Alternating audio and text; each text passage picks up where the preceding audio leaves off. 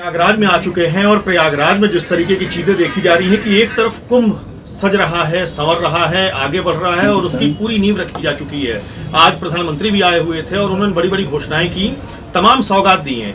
ऐसे में यहाँ के व्यापारियों को कहीं ना कहीं एक स्थिति बनती हुई दिख रही है कि यहाँ का जो व्यापार है वो भी महाकुंभ से बूस्टअप होगा। हमारे साथ बैठे हुए हैं हैदरी साहब। आप तेल, चावल और चीनी, मैदा, इसका व्यापार करते हैं और बड़े व्यापारी हैं प्रयागराज के। पिछले कुंभ में भी आपके वहां से सप्लाई गई थी और कितनी सप्लाई गई थी? पिछले कुंभ में, कुंभ नहीं, पिछले तो महाकुंभ था, सॉरी पिछला कुंभ था, ये महाकुंभ है। अच्छा, पिछले जो कुंभ वाली बात कर रहे हैं, पिछले कुंभ में यहाँ पे काफ़ी सप्लाई गई थी हम लोगों की। और हमारे जो अखाड़े वाले लोग आते हैं वो भी लोग लेते हैं और बाहर से जो बाबा लोग आते हैं उनको लोग दान करते हैं।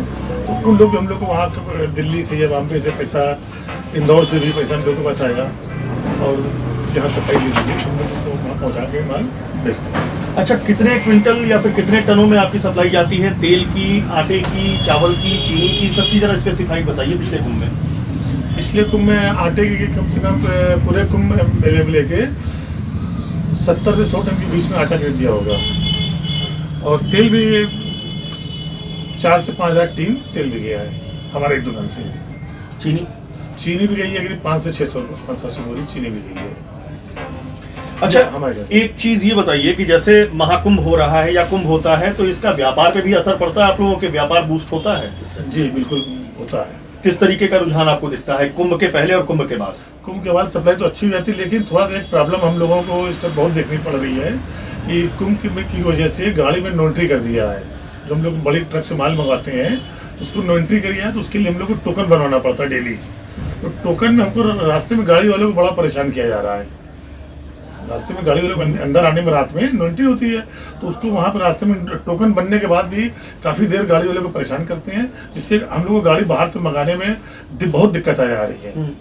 कि हमको लोग ट्रक वहाँ से मिलती है, जैसे चीनी का माल मंगाते हैं या मैदा, आटा मंगाते हैं, तो उसमें हम लोग को वहाँ गाड़ियाँ नहीं मिलती। तो फिर अभी सप्लाई कैसे ले रहे हैं आप? जैसे मान लीजिए ट्रक नो एंट्री पे या किसी नाके पे रोक दी जाती है और फिर वहां से सप्लाई क्या छोटे छोटे उसमें ले आते हैं आप लोग? नहीं, छोटे से तो सप्लाई हम कर ही नहीं सकते ना, इतनी गाड़ी नहीं है होती। क्यों उससे छोटी से मंगाई गाड़ी तुम लोग रात में ही आती है, नो एंट्री 11 बजे के बाद एंटर होती है, रात में खाली होकर निकल जाती है। लेकिन गाड़ी आने में बहुत प्रॉब्लम हो रही है, इसकी वजह से ट्रक हम लोगों को मिल नहीं रहे माल मंगाने के लिए। अच्छा, सप्लाई आप लोगों को कौन कौन देता है? क्या मेला प्रशासन आप लोगों को सप्लाई का ऑर्डर करता है या फिर जो अखाड़े वाले लोग आते हैं या फिर जो दान दक्षिणा पुण्य वगैरह करने के लिए वो लोग आप लोग सप्लाई का ऑर्डर प्लेस करते हैं? मेला क्षेत्र की जो चारों तरफ दुकानें हैं वो लोग हमसे माल ले जाते हैं, अखाड़े वालों को लोग दान देते हैं, वो भी ले जाते हैं, अखाड़े वाले खुद भी आते हैं, खुद भी ले जाते हैं। अच्छा, एक चीज और ये बताइए कि जैसे हम लोग इस पुराने इलाहाबाद में, मैं इसको इलाहाबाद कहूंगा, पुराने इलाहाबाद में घूम रहे हैं, प्रयागराज टहल के आ गए, वहां पर जो रंग रोगन दिखा और बिल्कुल चमक, सारी चीजें, सड़कों का व्यवस्था, यहाँ पे वो चीजें नहीं दिख रही हैं, ऐसा क्यों? इधर से रोड चेंज कर दिया है। पहले जो मेले की सिरे रोड हमारी इधर से थी, अब वो सब बाहर कर दिया, इसलिए मेले की रौनक यहाँ भी नहीं रहती।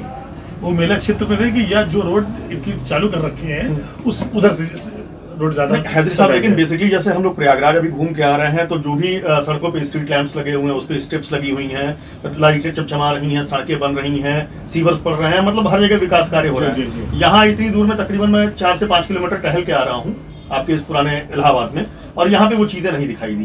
बेतरतीब बेसिकली बिल्कुल ट्रैफिक व्यवस्था और सारी चीजों को देखा गया है यहाँ पे। तो ऐसा कुछ लगता है कि प्रशासन कहीं ना कहीं एक सौतेला व्यवहार तो नहीं कहूंगा मैं, लेकिन आंखें बंद किया हुआ या आंखें मूंदे हुए है?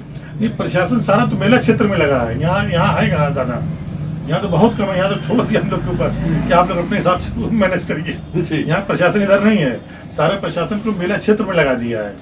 जहाँ पहले नहीं हुआ करते तब उधर चले गए, तो यहाँ ऑटोमेटिक कम हो गए हैं, इसलिए यहाँ पे इतनी तो देख रेख नहीं है, यहाँ पे कोई ज्यादा दिक्कत हो है। अच्छा, योगी राज में कुछ अंतर आपको दिख रहा है प्रशासनिक अमले में, या फिर कुछ भी कह लीजिए कि सड़क, अन्य व्यवस्थाएं, कानून व्यवस्था, बेसिकली मैं उस पर बात करूंगा। कुछ व्यापारी हैं आप, तो कुछ लग रहा है कि योगी राज में सुधरा है या फिर वैसा ही चल रहा है? नहीं, प्रशासन तो बहुत टाइट हुआ है, बहुत अच्छा किया है और अच्छा कर भी रहे हैं, और अच्छा होना भी चाहिए, सख्त होना चाहिए। प्रशासन अगर सख्त नहीं होगा तो हम लोग सब परेशान हो जाएंगे। हम लोग व्यापारी हैं, व्यापारियों को चाहिए कि शांति और उससे रहें, इसलिए योगी अच्छे हैं, बिल्कुल अच्छा चल रहा है, ठीक चल रहा है, हम लोग उनके राज से खुश हैं। लेकिन थोड़ा सा इसमें और करें कि इसको न्यूट्रल तरीके से सख्ती करें तो और बेहतर होगा। जैसे न्यूट्रल मतलब न्यूट्रल तो आप समझ ही रहे हैं समझ रहे हैं। मतलब फिर भी कौन सा किस तरीके का न्यूट्रल आप पार्टी वाइज, जैसे कि मतलब कि अगर कोई गलत है तो किसी भी पार्टी का हो, चाहे वो भाजपा की क्यों ना हो, उसको भी सख्त होना चाहिए, उसके खिलाफ भी कार्रवाई सख्ती से होनी चाहिए।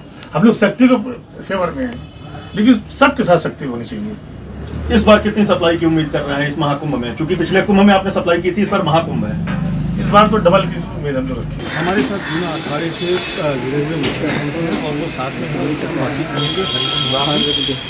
जरा सा मैं जूना अखाड़े के बारे में और महाकुंभ के बारे में समझना चाहता हूँ। ऐसा जूना अखाड़ा ही है, और कुंभ मेला भी आपकी बार ऐतिहासिक मेला है।